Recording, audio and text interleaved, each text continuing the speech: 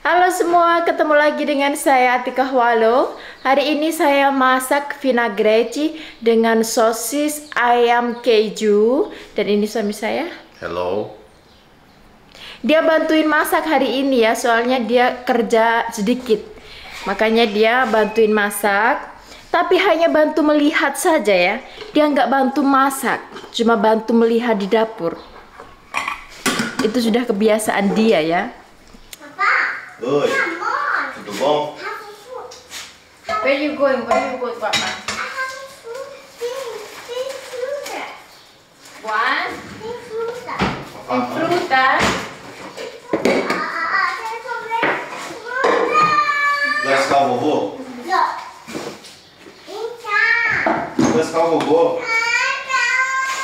Qual vovô? Vamos lá. Ninja. Eu não. O povo. O cara do pânico lá tá falando. Maybe the linguiça tem que fazer mais. Não, linguiça, tá bom? Tá bom?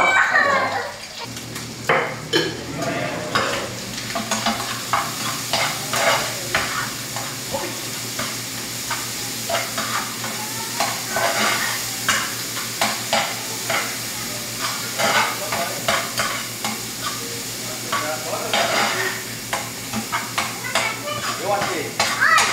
Aqui, ó. Vem aqui, ó. Vem aqui. Oi. Oh. Anakku itu ambil buah markisa jatuh ya. Nih. Ada lagi jatuh. Você dentro do curcumó, Hah? dentro do curcumó, eu mix farofa with linguiça. Give to you linguiça? No. Hah? Ada farofa gitu Itu kopi. Ini makan siang kita ada sosis, farofa, vinaigrette ya. Ini kentang, ini nasi. Nih.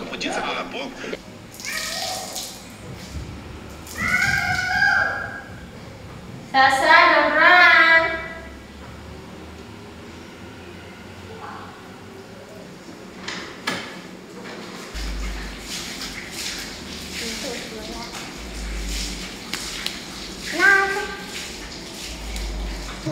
Where? Come here. But this is for what you're gonna put it here.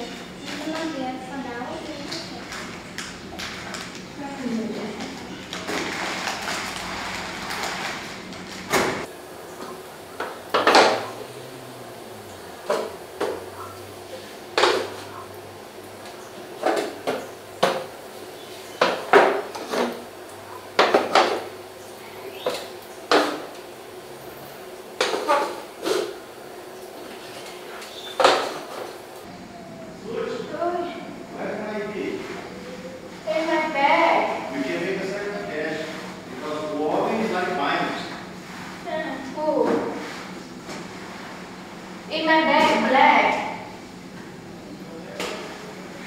Inside the armario.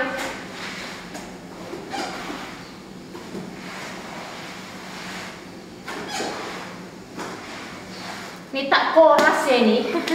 Ini bukan ngepel ini. Soalnya debunya banyak sekali. Terus ada angin kencang kemarin. Ini apa?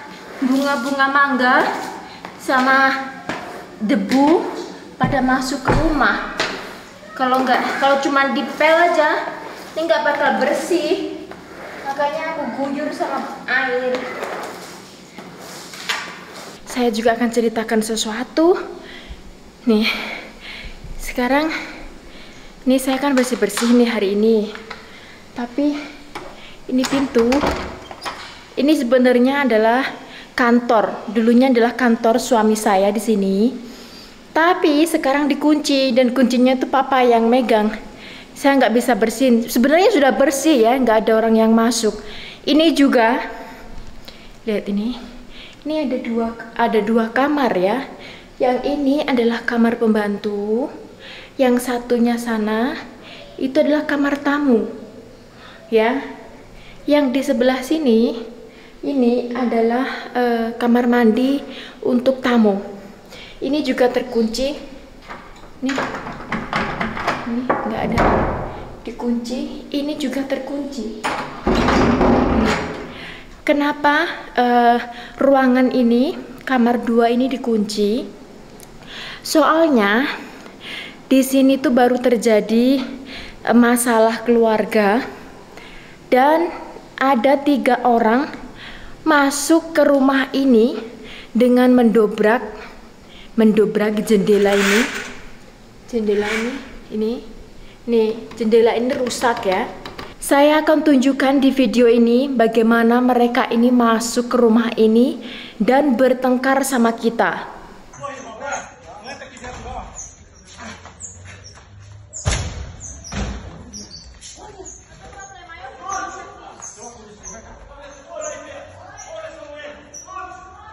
Tem problema, eu recorte aqui. Oi! Oi! Reclame! Come você tá? Tem que ir para computer? I lock the door, I lock the door, I lock the door. Wilson, sai daqui! Sai, essa casa é minha, rapaz!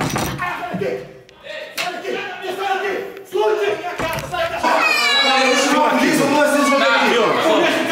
Vai, ele não, pai. Sai, não, isso aqui não é não. Você invadiu o meu quarto, você vai ser preso. Você vai se Calma, tio! Você invadiu o quarto, Calma, tio! é daqui mesmo, aqui mesmo. Chama a polícia, por favor! Calma, tio! Calma! Eu vou entrar na minha casa. Calma, tio! Calma! Tira a mão de mim. Tio, calma, tio! Calma, tio! Calma! Tira a roupa aí. Calma!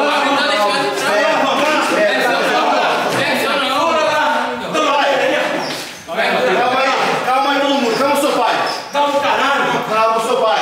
Calma aí, Eu quero entrar na minha casa. Tio, não pode dar justiça, tio! Mas eu preciso cacete. Eu vou quebrar essa porta. Para, tio! Para, tio! Você não trouxe, tio! Filho da puta. Minha casa. Porra. Que isso aqui?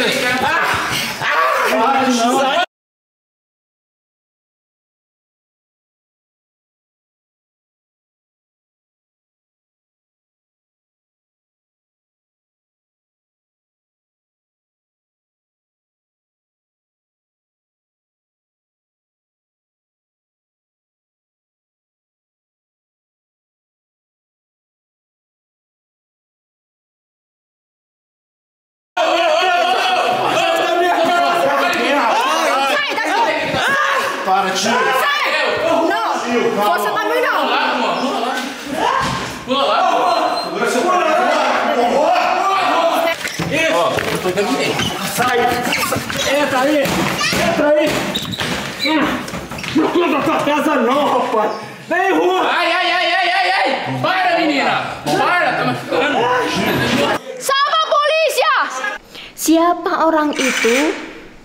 Orang itu sebenarnya masih saudara kandung mertua saya.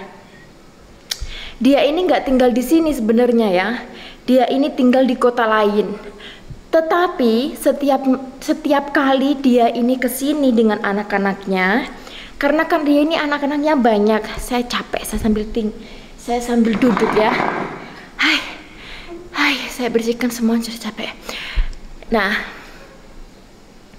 sambil duduk begini, dia ini setiap datang ke rumah ini dengan anak-anaknya, karena dia ini memiliki anak banyak dari istri yang banyak juga. Bukan istri sih sebenarnya, karena nggak pernah dinikahin sama dia.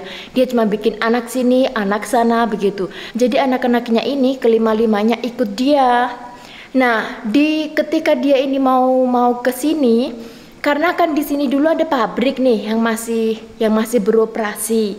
Nah, kalau dia mau ke sini, anak-anaknya tuh harus tinggal di sini, dan kita nggak masalah, kita nggak mempermasalahkan tentang kedatangan mereka hidup di rumah ini bersamaan dengan kita ya. Yang jadi masalah adalah, nih masalahnya ini, dia ini orangnya arogan sekali, dia ini berkuasa sendiri, semuanya ini yang ada di rumah ini harus dengerin apa kata dia, harus memperlakukan dia ini seperti majikan.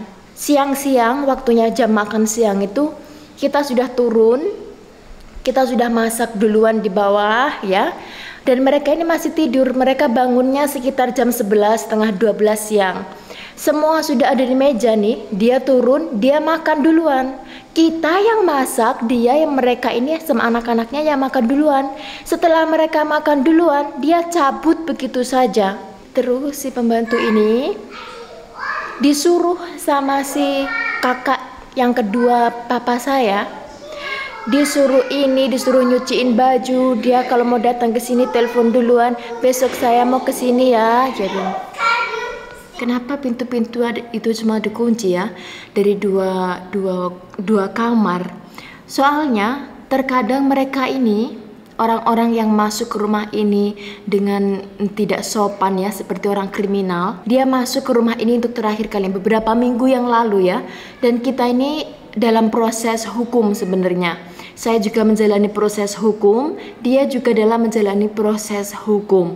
Dan terkadang mereka ini datang ke sini ini bukan siang hari, jam 1 malam, sesuka hatinya. Kalau ke sini jam 10 malam ya dia masuk pintu, gedor pintu jam 10 malam. Jam 11 malam, jam 1 malam, jam setengah 2 malam, kita bukakan pintu, mereka ini gedor pintu ya. Dulunya kita ini sudah capek dengan perdebatan itu, dengan pertengkaran semua itu. Kita pada tahun 2020 kita ini mengajukan permohonan kepada pengadilan untuk menyelesaikan masalah keluarga kami. Nah, si pengadilan menyatakan untuk membatasi rumah-rumah yang ada di dalam pabrik. Makanya kita bangun itu di depan rumah kita ini kan ada pagar nih dari besi. Nah, setelah pengadilan memberikan keputusan tersebut, kita bangun itu pagar besi biar dia ini nggak bisa masuk ke dalam rumah. Karena di Brazil ini juga ada hukum ya. Jika rumah itu ditempati orang sudah lebih dari 2 tahun dan mereka ini punya hak, seperti kita ini punya hak karena tanah ini adalah milik pabrik. Dan pabrik ini juga atas nama mertua saya. Maka mertua saya punya hak untuk tinggal di rumah ini. Dan ketika orang yang tinggal di rumah ini sudah lebih dari 2 tahun, maka dia punya hak sepenuhnya dengan rumah tersebut. Nah, oleh karena itu kita pagarin dong. Siapa bandit ini? Saya mohon maaf, saya panggilnya bandit saja ya, saya nggak menyebutkan nama. Si bandit ini tidak boleh masuk ke area pabrik, namun tidak boleh memasuki kedua rumah yang ada di dalam pabrik karena kedua-duanya ini sudah ada penghuninya. Maka terakhir kali beberapa minggu yang lalu dia ini gedor pintu di depan. Dari depan pintu gerbang dia patahkan itu kuncinya, dia nyari tukang kunci, dia patahkan kuncinya, dia masuk pintu gerbang, masuk ke area pabrik. Nah, dia mau masuk ke dalam rumah sini, rumah ini nih. Kita nggak bukakan pintu, kita bilang sama dia begini, semua sudah diputuskan oleh pengadilan. Kalau mereka ini nggak boleh masuk ke dalam rumah, mereka boleh masuk ke area. Apa yang mereka buat? Diambil itu mobil, diundurin sampai itu pintu gerbang, pintu pagar besiku itu sampai roboh, tahu nggak? Sampai rusak. Dan bagaimana dia masuk ke rumah ini? Nih cuplikannya nih.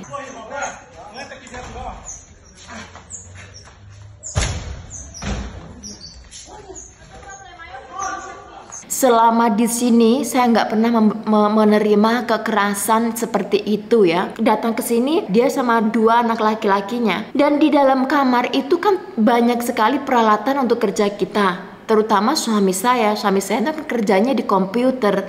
Jadi tempat ini nggak boleh diobrak-abrik. Jika ini tempat diobrak-abrik sama mereka, habis sudah kita mau kerja apa? Iya kan? Dan kita tahan itu orang agar tidak masuk ke dalam kamar di mana kita tempat kerja kita.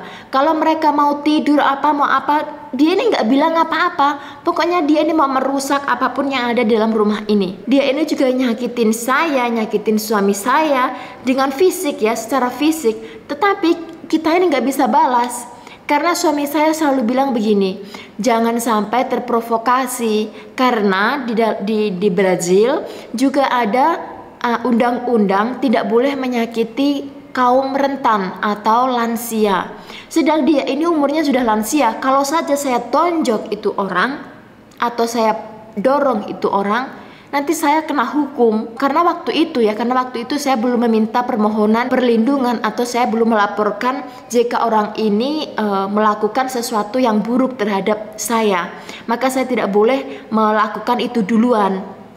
Setelah semua itu terjadi, barulah saya ke kantor polisi untuk menyampaikan apa yang saya minta, yaitu saya memohon untuk meminta perlindungan dari negara Brazil karena saya memiliki anak kecil dan mereka ini selama ada dalam rumah ini, dia ini bukan hanya merusak barang, bukan hanya nyakitin kita, tapi mereka ini membuat anak saya yang umur 3 tahun itu ketakutan sampai begini, tahu nggak? Dia ini nangis ketakutan sampai begini karena kerusuhan yang mereka buat dalam rumah ini. Sampai saya melaporkan ke kantor polisi ya.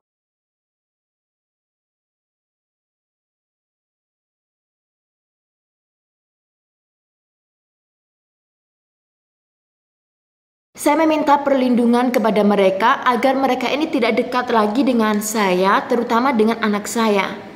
Agar anak saya ini dapat perlindungan juga. Dan apa yang saya terima setelah persidangan selama 3 minggu di pengadilan, pengadilan ini nggak mengeluarkan apa yang saya minta dan mengatakan kepada saya dalam surat dokumen yang saya terima dari pengadilan, jika kasus saya ini bukan termasuk untuk meminta permohonan, yaitu untuk pengaduan kekerasan fisik.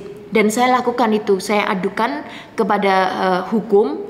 Saya proses mereka. Perlindungan di Brazil hanya diberikan kepada orang dalam rumah. Seperti ini contohnya nih ya. Kalau suami saya atau anak saya atau orang yang ada di dalam rumah, hidup satu rumah sama saya ini melakukan kekerasan fisik, baru saya ini boleh mengajukan permohonan perlindungan. Tetapi kalau orang yang nyakitin saya ini bukan serumah dengan saya, pemerintah Brazil angkat tangan. Mereka akan angkat tangan. Mereka nggak akan mau tahu kalian mau dibunuh di jalan kah, kalian mau diapain di jalan kah. Mereka nggak mau tahu. Dan padahal saya sudah bilang kepada polisi, hal-hal ini, pertengkaran ini, keributan ini nggak hanya terjadi 1 atau 2 kali sejak tahun 2016. Sejak kami menginjakan kaki pindah ke rumah ini. Karena dulunya kami nggak tinggal di sini ya, kami tinggal di Brasilia, di kota Brasilia, di ibu kota. Karena kakek sama nenek sudah meninggal dan rumah ini sudah nggak ada yang ngurus dan yang tinggal di sini hanya pembantunya sendiri dalam keadaan sakit waktu itu, maka kita yang ngalah. Kita jual rumah kami di kota Brasilia, kita pindah ke sini untuk merawat rumah ini dan ngejual bagian pabrik ayah saya dan mengurus rumah ini juga plus mengurusin pembantu dari nenek kakek. Kami tinggalkan semua apa yang ada di Brasilia itu untuk ke sini. Dan setelah kami tinggal di sini, ini bandit ini selalu datang buat masalah di tempat ini. Saya sangat kecewa sebenarnya, saya sangat kecewa sekali dengan hukum yang ada di Brazil. Beneran, saya sangat kecewa sekali. Bayangin saja di Brazil, kriminal 92% kriminal pembunuhan bebas, dia nggak masuk penjara, dia ada di jalan.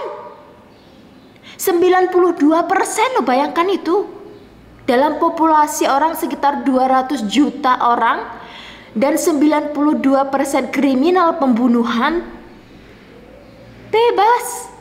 Gak tersentuh hukum, berjalan bersama kita di jalan. Dan saya minta perlindungan, apa yang mau mereka buat? Ini negara nggak itu loh ya, nggak ngutamakan keselamatan kita. Kita akan menyelesaikan masalah jika kita punya uang banyak, baru terselesaikan masalah. Makanya kita ini selalu was-was ya. Kita pasang kamera di CCTV di bagian depan, di depan pintu gerbang itu kita kasih CCTV dari atas, bisa nyorot ke pintu depan sini yang kita beri pagar besi itu, bakar. Itu juga ada CCTV-nya. Ini juga ada CCTV di lantai bawah ya, itu juga CCTV itu ya. Kenapa itu ada CCTV di situ? itu juga ada ceritanya sendiri. Beberapa bulan sebelum dia ini masuk membuat keributan itu, sebulan atau 2 bulan sebelumnya, mereka ini sudah mau mencoba masuk ke dalam rumah ini. Namun kita bilang sama dia, itu jam 2:30 pagi. Kalian bisa bayangkan nggak? Jam 2:30 pagi, ada mobil datang ke rumah kalian, teriak-teriak suruh bukain pintu. Dia pikir dia ini kayak majikan kita, ya kayak bos kita. Lalu kita diamin aja, kita nggak mau buka pintu karena kita sudah pasang pagar kan waktu itu. Dia lakukan apa? Jam 2:30 pagi itu dilemparnya itu ke dalam petasan, ya petasan kayak bom. Masuk ke dalam jam 2:30 malam. Siapa yang nggak takut, siapa yang nggak was-was tinggal di dalam rumah yang penuh dengan teror seperti itu? Dan kita mengajukan permohonan perlindungan saja kepada pemerintah yang harusnya melindungi kita. Mereka nggak mau tahu.